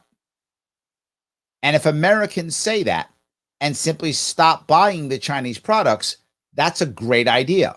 If Americans decide, I don't want to buy a Chinese product until they achieve whatever we say is the achievement. If you want the American government to simply be the arbiter of that, the judge or the referee of that, perhaps I'd be okay with the government doing that, maybe, right? If you want to make them the central repository for the info that says if China is achieving A, B, or C, maybe they grade them in a certain way so that if China gets a C, then we know China gets a C. Do you want to buy a C-rated product? And maybe we say, yeah, that's enough. That's good enough. It's no direct slave labor or something like that. I've made this up, obviously. All right, fine. I'll buy my crayons. Or no, you got to get to a B or an A before I buy anything. I think that type of thing would work and is right. But the government saying you may not trade with China, that's just going to be political only. Nothing else will matter. I think the individual American has to make a decision. Do the things that China is doing matter? Right now, we don't even get the information. Give them the information, grade them in some way. You make a choice. If we stop buying Chinese goods, they'll change. That's how it works. That's it. Do you think we can or should evict the UN? Should we leave it? I don't want to evict the UN. Actually, I want to put the UN in some other city, not New York. I know why. Because New York already has a bunch of stuff. So I'd rather put it, I don't know, move it to Buffalo. I know you Buffalo people are going to be mad at me now. But hey, now you get a bunch of business showing up there, new buildings, foreign infrastructure, foreign money, put in a city that could use it. I mean, I guess New York could use it now, but I've always been against having New York, the UN in New York, because it just takes up more time, money, and energy, shuts the city down. If we're gonna use it for that, put it into a city that could use it. So I don't think we should get rid of the UN out of the United States. I don't think we should leave the UN. The UN, I think, has, as I mentioned this, not mistaken, didn't someone ask this question last Friday or Thursday? I think Sonia asked this question, if I remember talking about the UN. I'm not against the UN. I think the UN should do only two things. If it does only two things, I'm good with it. Number one, it should be a place where people can come, countries can come and talk trash without having to fight wars. That's a good place, an open forum to yell and scream at each other so you don't have to drop bombs on each other. That's number one. Love that. And two, it should be a place where doctors and healthcare workers and good Samaritans can go, get authorized by the UN, and go into war zones. Because generally speaking, not 100% in this one, it's a good general rule. If you got UN backing, they don't shoot doctors. If you don't have UN backing, you're getting shot. If you have UN backing, you're probably not getting shot. So I think for that kind of thing, The UN is going to, send in some doctors to help anybody on the battlefield. That's a good thing. That kind of thing, right? So if it's going to be a place to yell and scream at each other so you don't have to bomb each other, so you can shake your fist and say, see, I'm not going to back down to you. Then you back down later anyway, but you back down in private. You don't back down in public. These are great, great reasons to have the UN. All the other stuff it does, zero value. We're going to do a resolution on human rights, and we're going to have the Chinese and the Iranians on that board. Useless. But those two things, if it does that, I'm good. That's what I'd like. So yes. Let's see if I can keep doing that. I missed the first part of this, Brandon. So the U.S. should replace welfare with a negative income tax. Yeah, if you're going to do any type of public assistance, I like the negative income tax as the best of those things. It's very similar to a UBI, and of all the UBI schemes, I'm not a big fan of UBI at all, but I realize that may be the future. And Brandon, if UBI is the future, the negative income tax is the absolute best of the bad ideas. It's the least bad of all the ideas without question. So yeah, and even to be forward, even some libertarians are reading up behind it. The problem is I don't want to do it. I don't want to do it in a way that just adds more. If you do it, it's got to be like you talk about. We have to replace it, right? Replace public assistance completely. Only negative income tax, much better. So yeah, hope so. So all right, see if I can do it. Let's see here. Ain't nothing wrong with voluntary socialism, says Joe. I agree. And I've gotten a lot of folks interested over state socialism. They didn't even know it was an option. Absolutely. Look, being a libertarian doesn't mean you do everything alone. It just means you do everything voluntarily. That's it. You can, people do it all the time, right? There are many libertarians who say, for example, are church members and give a certain amount of money to the church every month or every year or every week or whatever the thing is. It's voluntary socialism. Good. You believe in the cause or the reason, you give money, and the organization spends it the way they think best. And maybe they redistribute their wealth to the poor, but you agree to it. You're okay with it. You trust them. You can always say no. Totally fine. Voluntary socialism is completely fine. It's definitely not mandatory is the problem. I completely agree. And local other groups, civic associations, we do it all the time. A family, right? Very common to have families the same way. Everybody puts their money in and people get the money out the other side. But you got married. You had kids, right? You made those decisions in your life. And that's fine. I completely agree, Joe. 100%. Yes. David says, question, when the federal income tax was 90%, what was the income tax for New York City and state of New York? It's a good question. I'm actually unsure on that. My assumption is that the income tax was never that high. The income tax was was a total of 6 or 8%, maybe. I don't even know. But when the tax was that high, they weren't taking large salaries. They were getting the money through everything else. So the idea of having a federal income tax 90%, I mean, it didn't even matter. I think it was 80%. Or was it 90? Maybe it was 90. I thought it was 80. But whatever, it didn't matter. They would just, that legacy is still here now. For those of you who know the finance world, many people in finance, particularly high finance, when they get paid, their salaries are not that high compared to their bonuses, right? There are many people who literally make 7 figures a year. Yes, they make $1 million or more per year, $2 or $3 million per year. They make tons of money, and their salary is like $250,000. And they go, Larry, it's a lot of money. $250,000 is a lot of money to make. Absolutely. But compared to your bonus, it's nothing. If you're making $3 million a year and your salary is $250,000, you're making 90% of your cash through bonus. So you don't pay the 90%. You pay the capital gains tax, which is what, 20%? Something like that. That's how they run it, right? They do it a whole different way of doing it. Bonus is taxed differently. Capital gains, not that, but there's a different way of taxing it. So that's what they would do. So if you could tax people 100% at a certain point, they would just stop making money. They just find another way of making money. They'd give money through real estate, or they give money through stock options, or they give money through something else. They find other ways of giving them money, bonuses, stock options, whatever the case may be. And it doesn't count here. So yeah, there we go. Never got a receipt in New York. Been voting for 40 years. Yeah, me either. I've been voting now for 30 years now, and I haven't gotten any. So, is that what you meant when you were talking about that, Michael? Was that it? The getting a receipt? I've never received one, so I'm not sure. Yeah, I don't know. I've never received one. Don't know. The Elastic Giraffe says when Gen X and millennials are running the economy, baby boomers are still clinging desperately to political power. Gen X is now running the economy. That's true. Gen X runs the economy now. That's very true. Absolutely. So, Keith says, Larry, I'm mad at our generation for allowing them to be lied to. Amen. I don't lie to my kids. I got a kid going to college next year, another kid in elementary school. I don't lie to them. I don't lie to them at all. I don't know what's actually up, what's going to matter in their life, why it matters. Their friends are all like, "Oh my God, this matters." I'm like, it doesn't matter. Don't get stressed. It doesn't matter. Here's what actually matters. The other stuff, just stuff. Don't even worry about it. I don't lie to them at all. Yes. So let's see if I can do this here. Joel says, with land use and zoning restrictions driving the cost of housing, occupational licensing, and other business licensing restrictions favoring folks who are in the market over those trying to enter it, and trillions of dollars forever wars, can we not say that they were robbed? Yes. Yep, absolutely. So that's why I'm not so mad at them. I think it's a problem, and we have to fix it, but I'm not really mad at them. I think to myself, if I was one of them, I might think the same way. I might. Sam says, it took me a long time to see the indoctrination I went through in culture and school.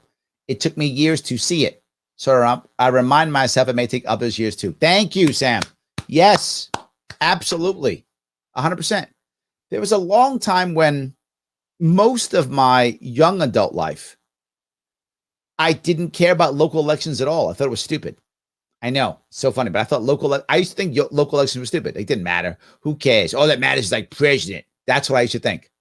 So I only voted when I was overseas for most of my time in the Marine Corps. So my first votes were all mail-in ballots, and I only voted every 4 years because I thought, well, I'm not local, so I don't care. It doesn't matter. It's dumb. So I just voted only in the every 4-year elections. All I ever voted in. But when I really got into it, probably was the 90s is when I got into it. In the 80s, I didn't. In the 90s, I began to go, oh, some of this other stuff matters, like who my governor matters. And I know it sounds dumb, but Sam, just like you, I was not getting it. It took me time to figure out that this stuff matters. I was busy doing what I thought was important, which is other stuff. So, yes. So, Matt says, I'm still pissed that my guidance counselor told us that you can't sleep without a college degree. Yep. That was all the direction we got. Nothing about what degrees are valuable. Nothing about how the debt we were about to take on would affect us. Turns out most of the people I went to school with that went to college are living paycheck to paycheck. Yes. And the students that learned to trade are doing well for themselves. I've been saying that for years, Matt. For years, I've been saying that. For years. And people don't believe me. Until all of a sudden they go, holy crap, he's right. Yeah, stop lying to your children. Stop telling your children that the only way they can be successful is through college. I'm not anti-college. I'm not, Matt. I'm not against college. But go to college because you know that the career or job you want to go after requires college. If you know, hey, I want to be a doctor. Awesome. Go to college. You can't be a doctor without that. I want to be a lawyer. Awesome. Go to college. Can't be a lawyer without that. I don't know what I want to do. Don't go to college. Go to work and figure out what you want to do. Then you realize, oh, what I want to do doesn't require college. Don't go. Or you know what? What I want to do does require college. Go. You might say, Larry, that's stupid. How can you get a decent job without college?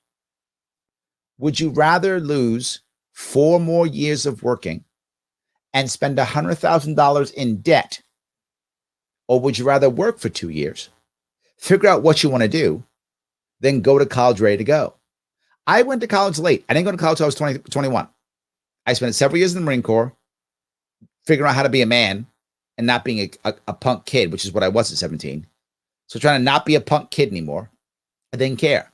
I was a terrible high school student.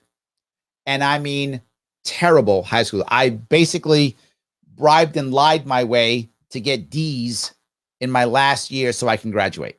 That's how I got out. All D's, terrible. I conned one of my teachers in the last minute who had failed me to give me a D so I can graduate. And I told him it's because I'm going to Marine Corps. I can't go without a degree. Come on, help me out. And he just literally the day of my graduation, fine, D, get out of here. I don't want to see you anymore. I was like, I'm out. Bye to Marine Corps. That's how I got out. That's how bad of a student I was. I was a terrible high school student. Didn't show up, cut classes. Every bad thing you can imagine is what I did.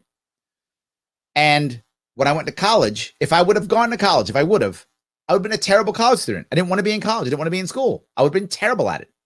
That's why most kids right now, it takes them 6 years to graduate college because they're not ready for it. They don't want to do it. They're terrible students. They want to do it. I would have been the same way. Most of my friends took 4, 5, 6, or 7 years to graduate. They never graduated and got debt. I didn't. I went to the Marine Corps. 3 years later, 4 years later, I was like, oh, yeah, I want a college degree. Like I knew it and I wanted it. I wanted to prepare myself to get out. And when I went to college, I was a full-time Marine and a full-time student at the same time at a 3.7 GPA from all D's. Why? Because I'm super smart? No, because I wanted to do it and I had purpose. And I'm going to tell you a shocking thing. When you want to do stuff, you're better at it. That's kind of how humans work. If you don't want to go to school and people put you in school, you're not going to do well in it. If you want to go to school, you'll do better in it. That's just what you'll do. And I did really well because I wanted to be there. I had purpose. I wanted to do it. And I went and I got a college degree. That's when we should go to college. When we go, you know what? I want this. This is the right answer. Then go. Then you're set. The idea that college is for kids who are 18, 19 is a stupid, outdated idea that should have gone away a long time ago. I told my daughter the same thing. If you don't want to go to college, it's fine. Get a job. Work. Learn what you want to do. Be happy. Luckily, my oldest daughter has a lot of purpose now. She knows what she wants to be. And I've tried to help her work her through it. Being a business and executive trainer and coach does help as a father sometimes. So I'm able to walk her through some things to get her to a spot where she's happy and wants to go. But if your kid doesn't want to go yet, why would you push them? Because guidance counselors tell you? Why would a guidance counselor tell you that? Well, because they're judged by how many kids go to college. They're not judged by whether the kids are happy. They're not even judged by whether their kids graduate. If you look at all the books on high schools, when you look for high schools, particularly in New York City, what do you see? Graduation rate, number one, college placement rate. That's all they care about. The kid go to college. They don't, that rate goes down. They're not graded well. So they are incentivized to ship your kid to college, whether your kids go to college or not. And that's a serious problem. A serious problem. So anyway, yes, Matt, I'm with you on that 100%. Yes. So, all right. Jericho says Supreme Court agreed to take up New York State Rifle and Pistol versus Association versus Corlett, which will decide to what extent the Second Amendment protects your rights to carry a gun outside the home. Ooh, I like that. Very nice. Very nice. 100%. Yes, that's great. Thank you, Jericho, for that. I appreciate that. Eric says, do you think capitalism will work when tech makes human labor obsolete? I don't think human labor will ever be obsolete. And the reason is, if you look at how tech has been working throughout history, from the horse, from fire, until computers and AI, the difference is how do we interact with it? It will not make human labor obsolete. It will just change what human labor is. Human labor will be a whole lot less of this and a whole lot more of this. And what tech does very well is repetitive jobs, right? Repetitive jobs. What tech does not do very well is intuitive jobs. So that's the issue, right? So as a general rule, until you can get a fully functional plumber, as an example, there's always going to be need for plumbers. Now, will plumbers use technology in their jobs more and more? Of course. If you were a plumber, 30 years ago and a plumber now, I'm sure there are different technologies that you're using now, right? And you'll probably use more of them. There'll be more technology in the toilets, in the sinks, in the sewers, right? In all the things that are plumbing, right? There'll be piping, there'll be different technologies in there. So you may use different technology in that, but you'll still need a technician to know where to go, how to go, what to do. When it comes to the business world, there still has to be purpose for the technology. the humans create the purpose, right? What's the example I always give is chess. When I was a kid, I used to play chess. And when I was a kid, I could beat the chess computers. They were crappy computers from the 70s. I could beat a computer in the 70s. Now I could never beat a computer anymore. Impossible. Could never do it. The AI has gotten so good that now, before, the chess master used to always beat the computer back in the 70s and 80s. That was the thing. The chess master always beat the computer. Then instead of being, now computer almost always beats chess master. So what beats a computer? Chess master and computer. Together, they beat the computer. And that's my piece. You will still require a human to create the purpose or to direct it regardless. So I don't think it'll ever make it obsolete. So will capitalism work when that happens? I think yes. What else could it do? What else could you do? If you fall to a socialist model, you will have the elite making all the decisions. What capitalism does, it allows, instead of trying to attack and take down a Goliath, it allows to create many Davids. And I would like to create many Davids. So I think capitalism will still work. It'll be different, but I think it will still work. Yes. So Alfred said, no one cares about your advanced Regents diploma. Yes, nobody cares. It is completely and totally useless. Absolutely. Yes. So, Texas has STAR exams. Yes. Also, I'm sure useless. Same idea. Yes. So, Gene says, I started college when I was 17. Ooh, nice. After 1 year, I quit to get married. Nearly 28 years later, I went back to college. It was vastly different. College today is not what it once was. It isn't better now. Ooh, I like that. It isn't better now. But my point still stands, right? You went to college when you thought you should. In this case, it was 28 years later. In my case, it was 4 years later. And in everyone's case, it could be different. And we should go to college when we think it's right for us and when we have purpose and we decide to do so. I think absolutely it's the right answer. So thank you. Lepke, we are about to spend $33,000 on our son's first year of college. I'm so sorry. We're looking at tons of money from my daughter coming up here too. But I don't want to spend it. So I'm going to make sure she does the right thing to get the right scholarships so that we don't pay for it, because I don't want to pay for it. Not because I don't want to go into debt for my daughter. That's not the reason. Because it's just not worth it. It's just not worth it at all.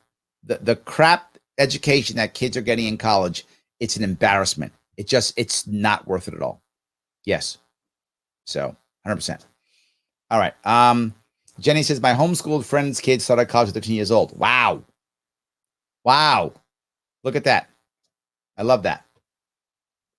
Matt says, I was fired from my first job in sales for advising older people that they could not afford whatever product I was selling. I know the feeling, Matt. I know the feeling. I used to go through a little test that I made up to see if somebody could actually, if it was worth the person actually buying what I was talking about. And the funny part is, at first, my boss was mad at me for doing it. I was probably 19, 20. I was a kid in my eyes. But I did it because I wanted to feel better about what I was doing. But what wound up happening is the people who fit almost always closed. So my close rate was still a good close rate. But if I did my little test and they kind of failed my test, I'd say, you know what, maybe it's not right for you. And they would leave and he'd be mad. Why you didn't leave? But then if they actually passed my test, they're like, oh, this actually works for you. Oh, okay, let's go do it. And my close rate was still decent. But I know what you're talking about, right? I was trying to find a way to not be sleazy. I mean, I love selling stuff. I love asking for money. I do it here all the time. I just want to know, I want to be comfortable in what I'm asking for. And I want to make sure you're getting something of value. That's what I'm going to tell you right now. Heading over to patreon.com/Sharpeway. If you like what I'm doing, if you like what I'm saying, if you like this show, support it. Yeah, I'm asking for money. I'm selling stuff. I'm selling this show. I'm selling us moving forward.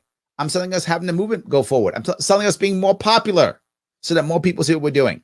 Heading over to patreon.com/Sharpeway. Click that link. The link is in the it's in the show description. Click that link. Sponsor $10 a month, $25 a month. If you got big Biden bucks coming in, $100 a month. It's going to make us do and provide more stuff. As I said, now we got podcasts up. Now we got a TikTok going now. Yep, we even got a TikTok now. Absolutely. Instagram up and running like it's never been run before, right? All this stuff is happening now, and it's happening because you guys are supporting me and because my sponsors are supporting me. So head on over to the Police Accountability Survey, click that link, take that survey, take it so that my sponsors are happy. Take it, finish it, complete it to the end, and then share it so that other people see, and you can see where you stand with other people when it comes to police accountability. And of course, no matter what, like, comment, share. I say all the time, like, comment, share, but I'm asked one specific thing from you today. One specific thing.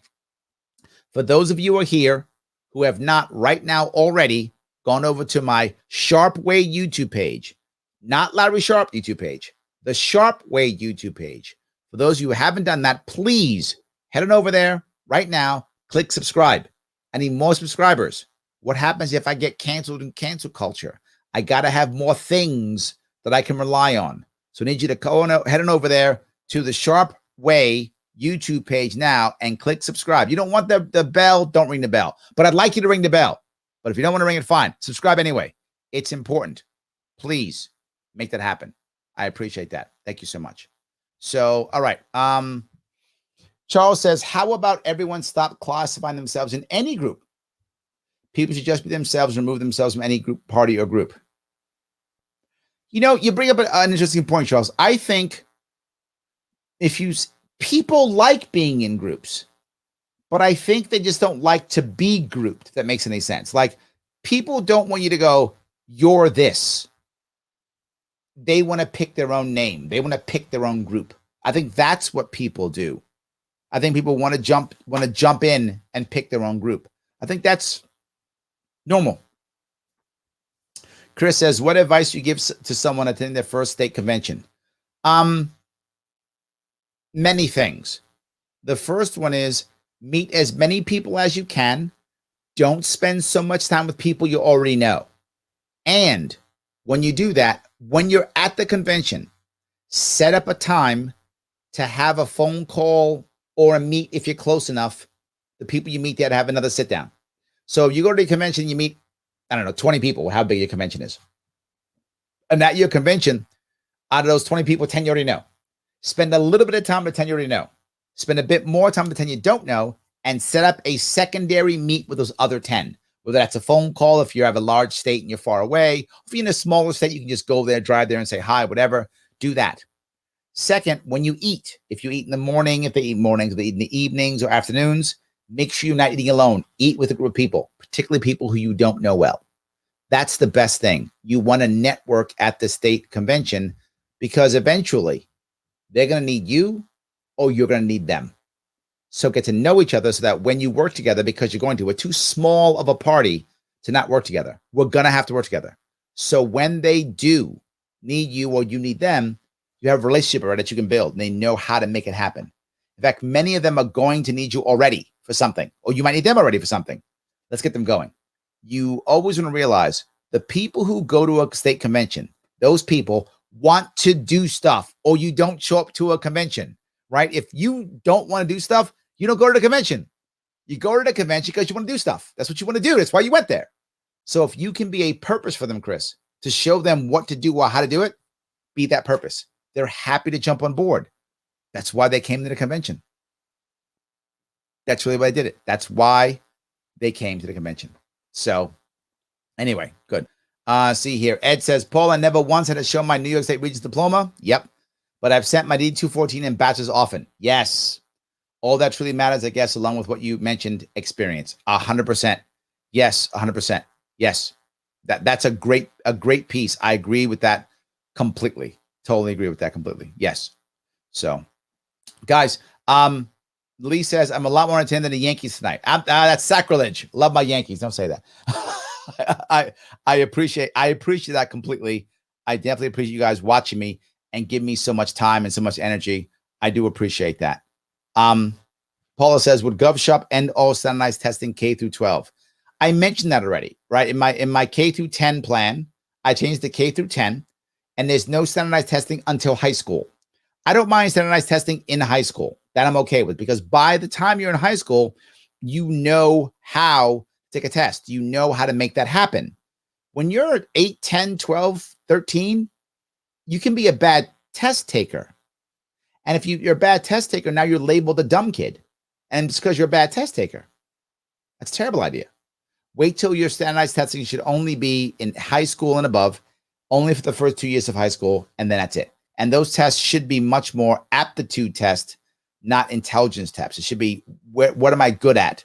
What should I be doing? You know, that kind of thing is what I'd like to work on more than anything else if I could. So, yes. All right, guys, I want to say thank you so much for today. I'm going to take off. I appreciate all the time and the energy you gave me, but I'm going to end it on this. Eminent domain sounds like theft to me. Alfred, you are correct. Eminent domain is theft. Guys, have a great night. I will see you all tomorrow.